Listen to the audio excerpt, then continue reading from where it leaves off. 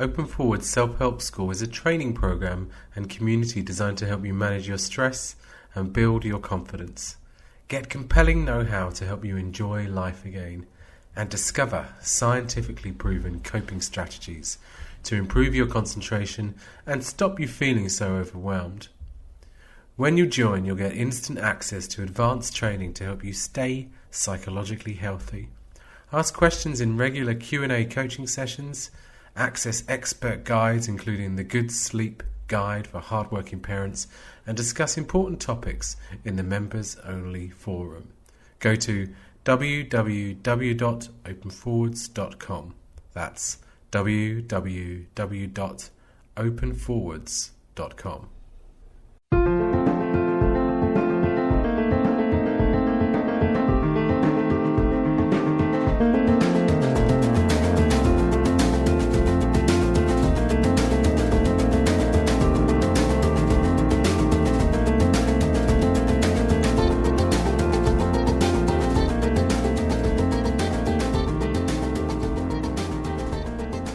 Welcome to episode number 16 of Self-Help SatNav, the show where we talk relationships, work, parenting, mental health and well-being.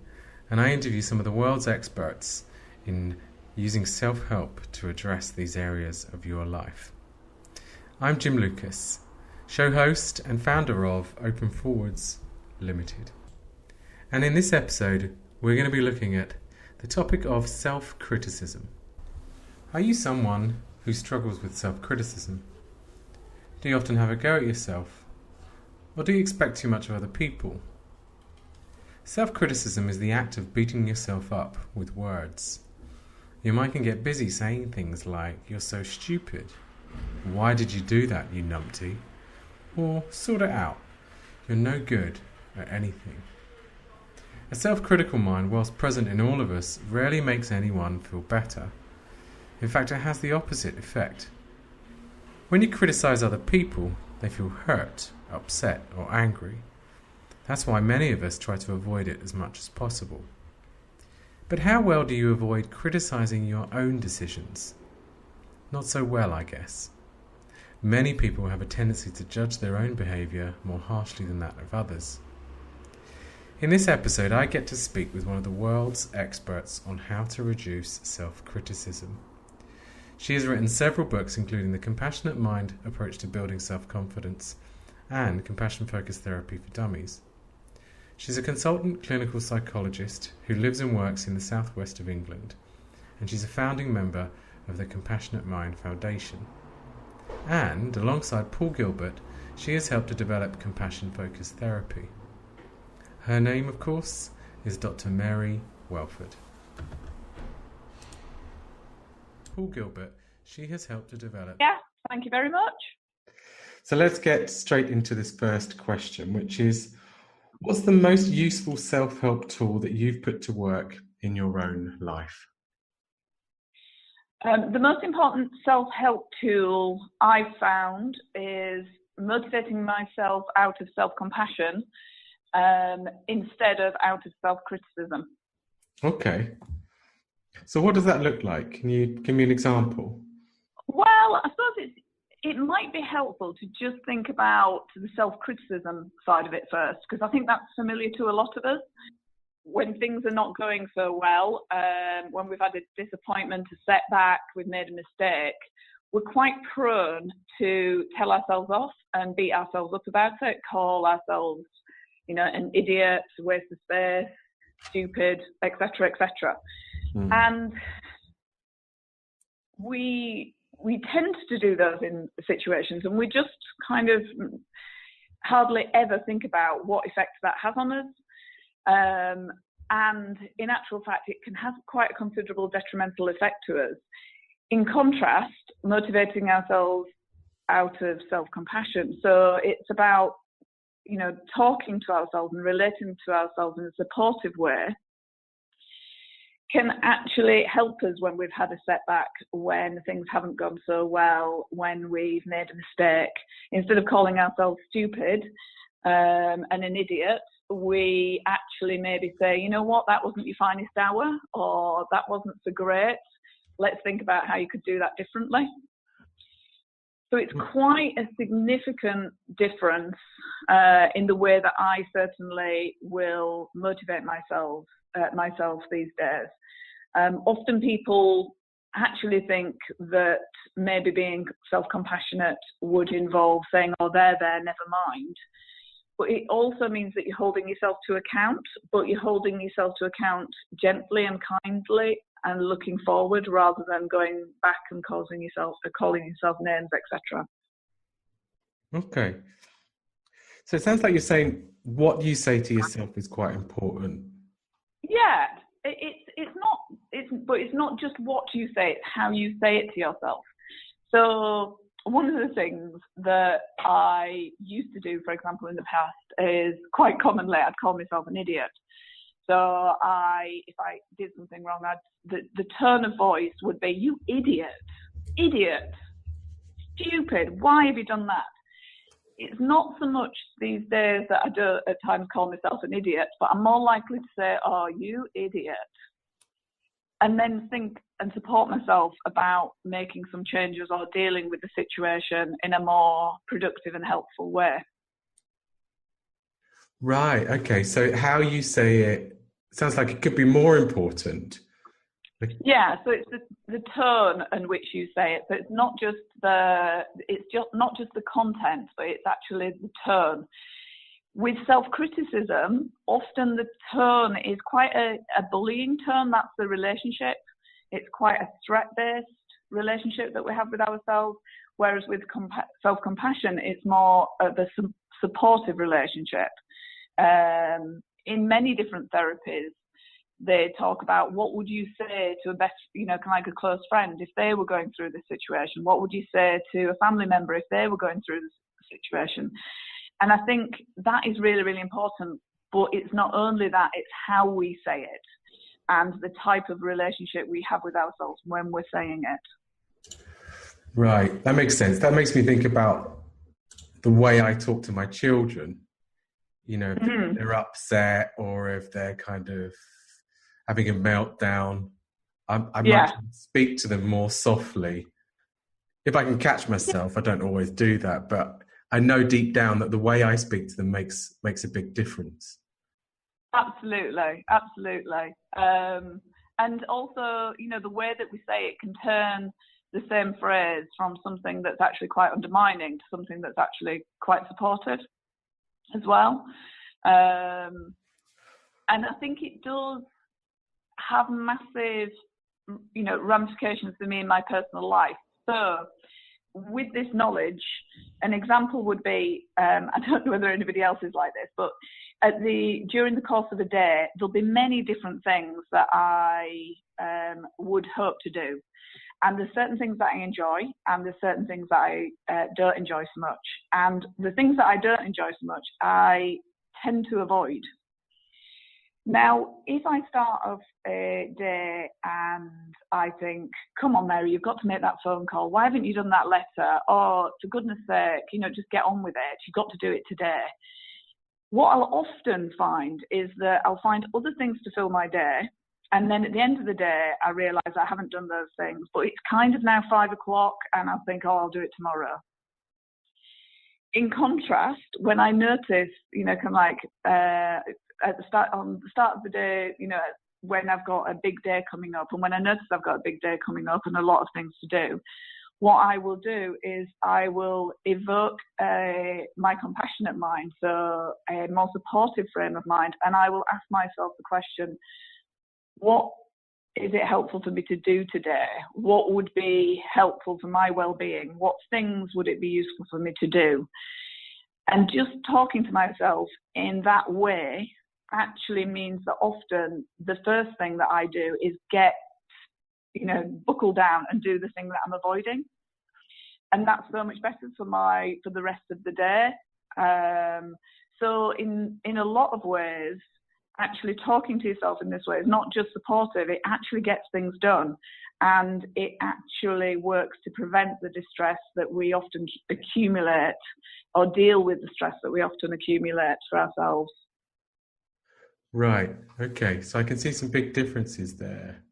about what you're saying about the benefits. I read a paper recently by Kristen Neff, who's she's a big compassion researcher in the US, isn't she? Yes. She wrote a paper a few years ago called Self-Compassion in Clinical Practice, where she summarised lots of the research data around self-compassion. And some of the things that came up that was that it builds resilience, that people will have better adjustment after a marital breakup, that people are less afraid of failure and more likely to try again when they fail. Absolutely. And Kristen has got some great YouTube clips on selfcompassion.org. And there's one in particular that I use quite a lot in clinical practice, which is the self-compassion versus self-esteem one. I think it's part 5 of a range of different ones that she uses. And she makes the point really, really clearly in that is the sense that actually self-compassion steps in exactly when you need it most. It's when you've had a setback. It's when things don't go so well. That's when it steps in, and that's when it's really, really helpful to us. Right. Yeah. So, how easy do you think it is for people to kind of do this? Is it something that comes quite naturally to a lot of people to be self-compassionate? I think one of the biggest hurdles, and this, draws on the work of Paul Gilbert, is the fact that often what we will do is we believe that we deserve to bully ourselves. We do believe that we don't deserve to treat ourselves with kindness and support. So shame and self-criticism can inhibit that. Sometimes it's just lack of awareness of what we're doing and the difficulties that it can bring up can actually be problematic. And sometimes it's often the belief that in some way self-criticism is helpful to us. So we often talk about 3 steps. So number 1, becoming aware of what you're doing to yourself. So just noticing next time or that you have had a setback, something hasn't gone so well, or maybe something that's happened recently, and just have a think about how you're talking to yourself, what you're saying. So that's step 1, which is becoming aware of it. Step 2 is thinking, if I had a magic pill and I took it and it meant that I was never going to be critical of myself again, what would I fear? And people often fear that if they weren't going to be critical of themselves again, they would become arrogant, they would set themselves up for a fall, they would make mistakes, they'd become grandiose, they'd upset people, other people would get the boot in, so they might as well get the boot in first. So often people feel as if there's good reasons to do it, so therefore they maintain it. So then step 3 is to think about how helpful it is. And we use lots of different scenarios, like you were saying about how would you speak to a child if you had 2 teachers, one that was really critical and one that was very compassionate. Which teacher would you choose for your child? So it's waking people up to this idea that it's not very helpful to us, and it's actually really, really undermining, and there is an alternative. And it's about building that alternative. So it's not about just don't criticize yourself, it's about building a different relationship so that hopefully you can move to that instead as you start to see the benefits of it. That's really interesting and really simply put as well. That second step about what would I fear if I stopped being so self-critical is really interesting me. I think what you're saying is that people have learned to be self-critical, like that it's been they perceive it to be purposeful. Yeah, people believe that, as I say, it stops them being arrogant. It means that they push themselves. It make sure that they have high standards, etc. But in actual fact, certainly for me and many of the people that I see, what it actually does is it makes us more prone to withdraw from things, to avoid from things, or to confront things in an unhelpful way. So it's about holding in mind the fact that people do this because they feel as if it is helpful to them. And it's about recognizing that, people aren't intentionally doing their own heads in. They're doing it potentially because they think it's a benefit to them. So it's about really being curious about how that works. Create an environment in which you can look at whether it is working for them or not, and then giving people an alternative that has all of the benefits but none of the drawbacks. Yeah. Okay. So Mary, how did you first kind of get into this understanding and this way of working to do with building self-compassion? Well, I was working, I studied in Manchester, which is well known for being very CBT, which is cognitive behaviour therapy. And I was involved in lots and lots of trials and really exciting research where people often made very good gains during the course of trialling that modality of therapy, that type of therapy. However, I became increasingly aware that it wasn't for everybody, that some people at the end of therapy had done well, but then during the course of between follow-ups, so we would follow them up for 6 months, 3 months, 6 months, 12 months, if significant life events had happened, sometimes they would relapse, and things would go back to go backwards. And then there's a whole other group of people who didn't get onto the research trials because they had more than one thing going on. So, and the thing is that what it seemed to be, the common denominator, seemed to be time and time again that people experience shame, whether it be about life events, who they were, or actually coming along for therapy in itself. And they were highly critical of themselves, so that when they didn't do so well, either in therapy or subsequently, they really had to go at themselves. And it was really clear to see. And that led me to the work of Paul Gilbert, who was working, specifically with those individuals who were experiencing high levels of shame and high levels of self-criticism. And through an inordinate amount of research and interviews and, real life discussions with people, found that actually developing a more compassionate relationship with yourself was actually a beneficial thing to do, and an antidote to self-criticism and shame, which we know underpins so many psychological difficulties and maintains them.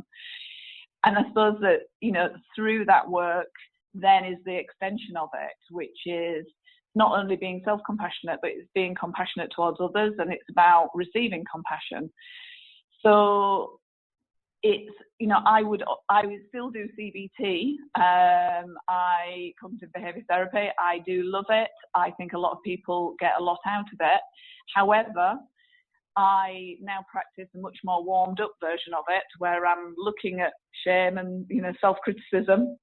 But mostly in my work, I'm using what is now termed compassion-focused therapy.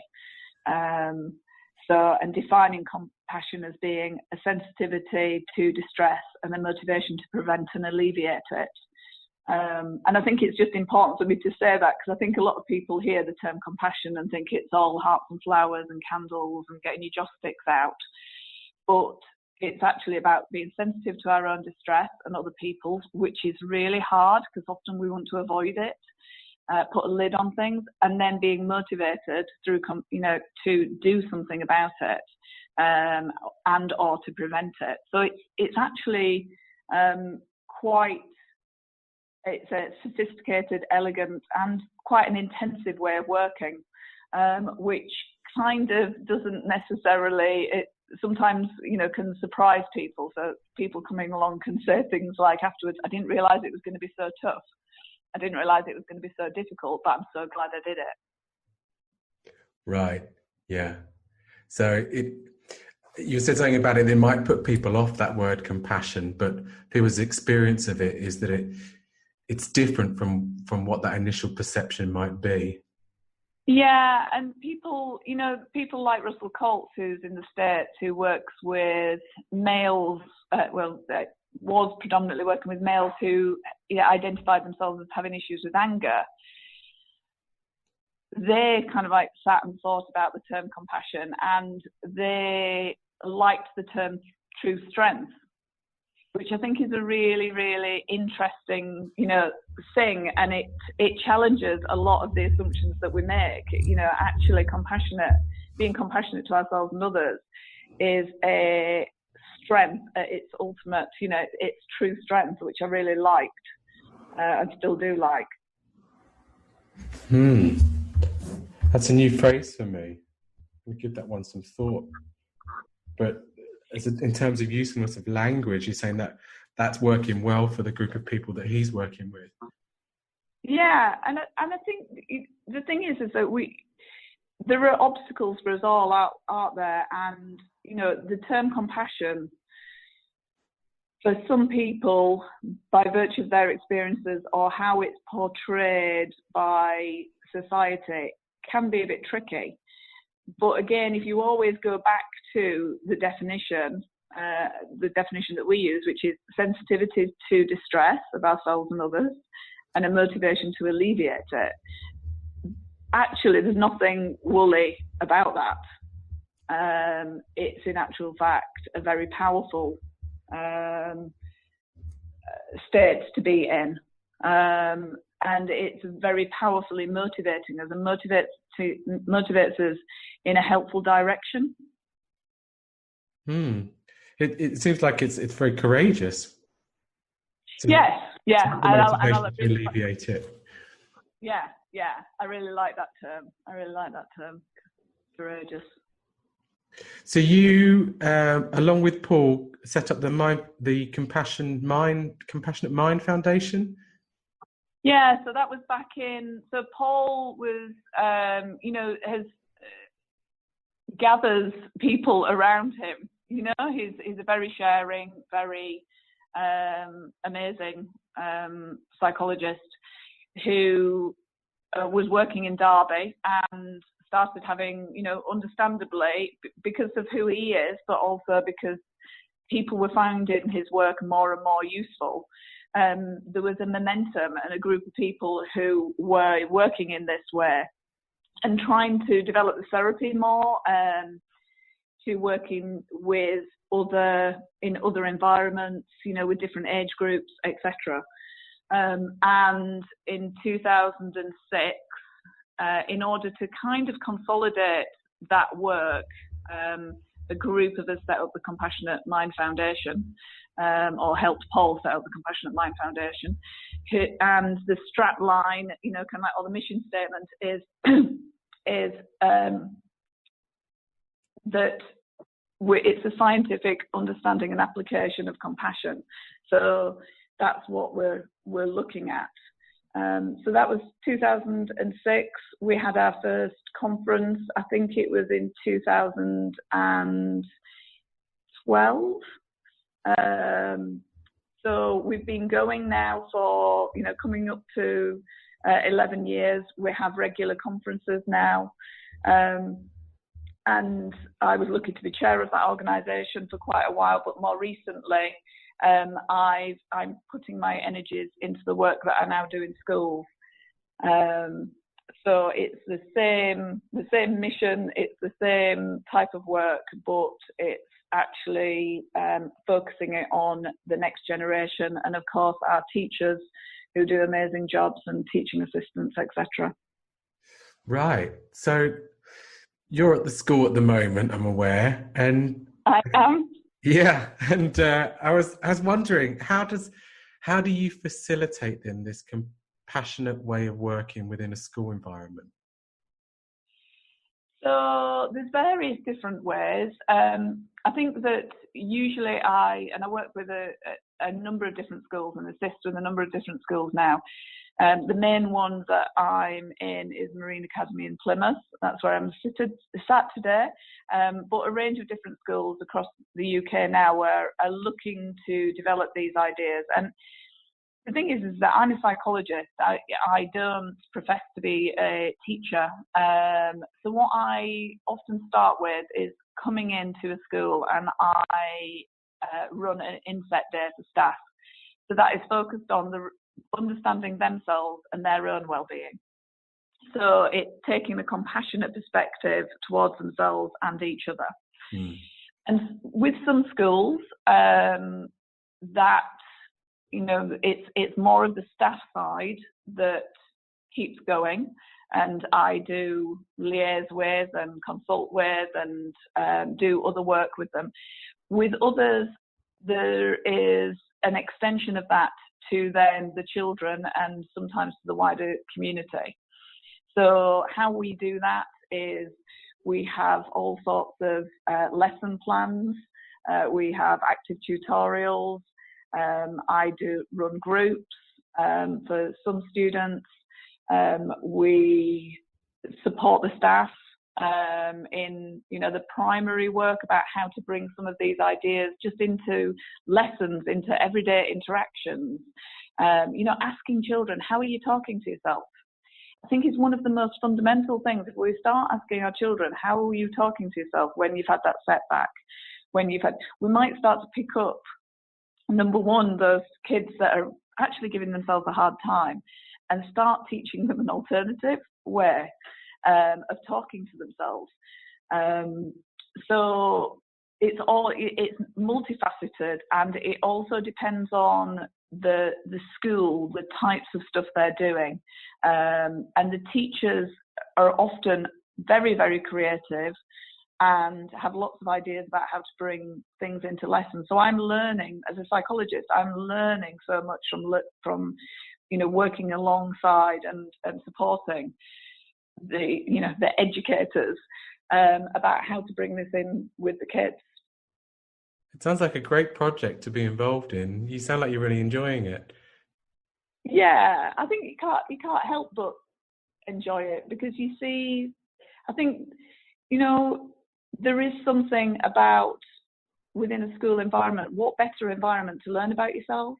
And I think one of the most tricky things is when we don't understand ourselves and we don't like ourselves, or we don't like aspects of ourselves, and we give ourselves a hard time. So if we can learn about ourselves and learn about each other, maybe we're less critical of ourselves. Maybe we're actually less critical about each other.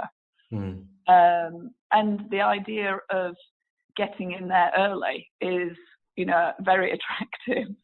So that actually there's less likelihood that people end up later on coming to see somebody like me. Yeah. So are you pioneering this kind of thing in the UK, do you think? Yeah, I mean, there are some amazing stuff around, you know, kind of like, there's obviously the mindfulness in schools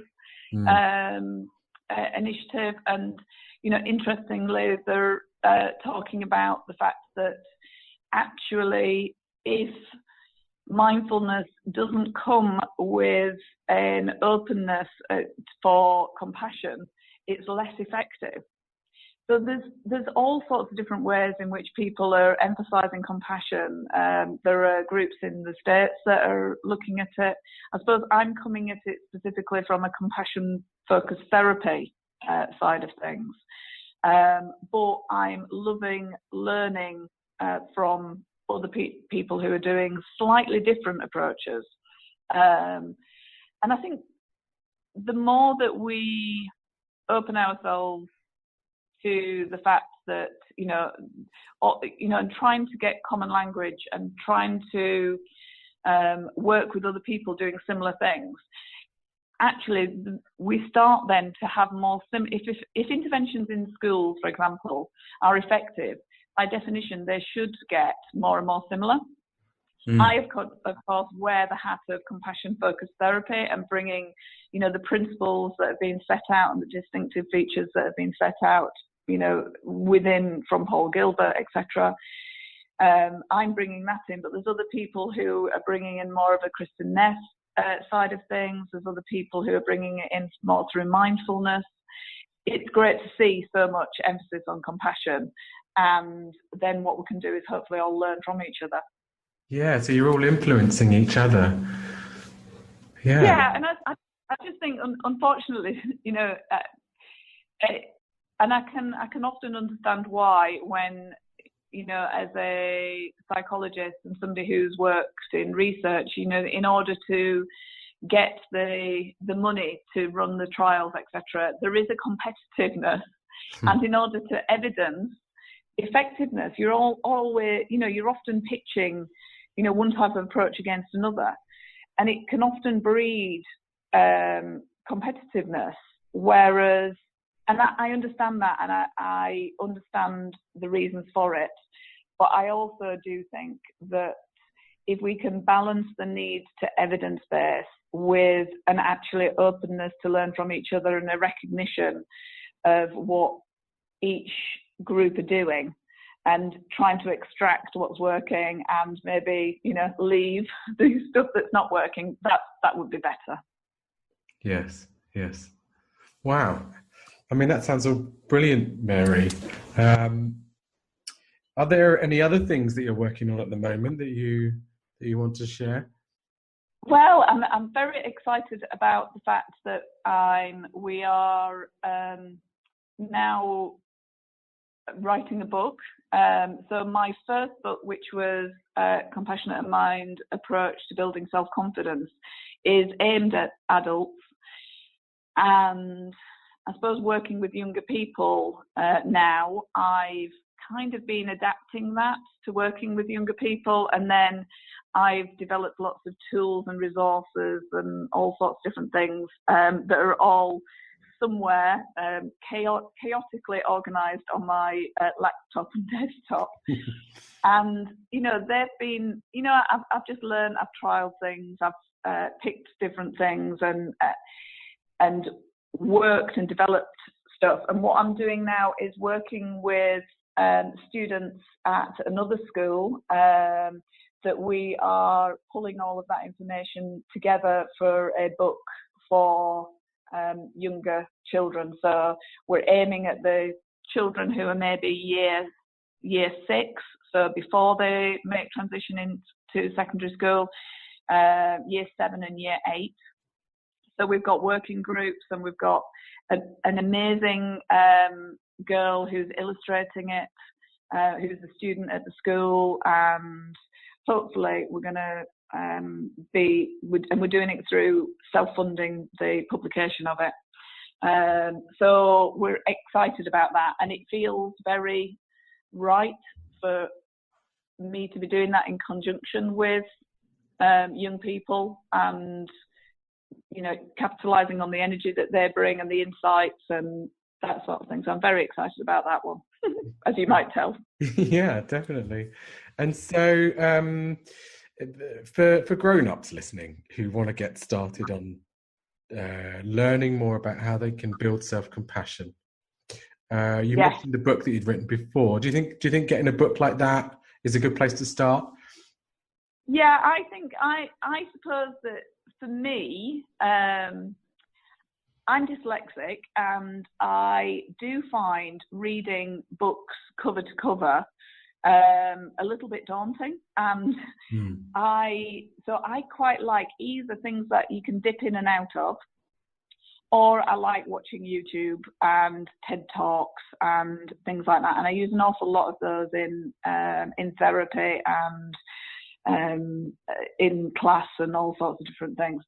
So I wrote Compassion Focused Therapy for Dummies, which is the Dummies range of things. And what I like about that is the format of the book allowed me to be quite chatty, put quite a bit of myself into the book, because actually, you know, one of the things when I'm reading a book is I need to connect a little bit with the person who's written it. Yeah. And it's kind of, my other half said to me, it's a bit like one of those books that you have at the side in the toilet, which I thought was really, really flattering. Kind of like, Very nice, thank you. But he said, no, you can just open up a page and you can read the text box and it gives you a little bit of an anecdote or a little. So I think I obviously wrote that in a way that suits how I view the material and also how I read. So there's that. So the CFT for Dummies, which is a great kind of start. And I would also say for all therapists who are learning an approach, learning it from the inside out, applying it to yourself first, right, is a good way. So it's a good way of learning for therapists as well as, anybody else. And then, as I say, if you put in to YouTube Paul Gilbert's name, I think you can now watch something like 12 hours worth of Paul Gilbert doing talks, right, that have now been shared. You've got some amazing people. If you put compassion focused therapy in, it will come up with all sorts of different talks and different things. And of course, the Compassionate Mind website is an amazing resource of materials, audio, sound files. They've got the worksheets from my book in there. So there's lots of things on that website. So I would suggest, picking one of those different options. I mean, that's fab. There's lots to choose from, isn't it? And not too much effort to find something of use.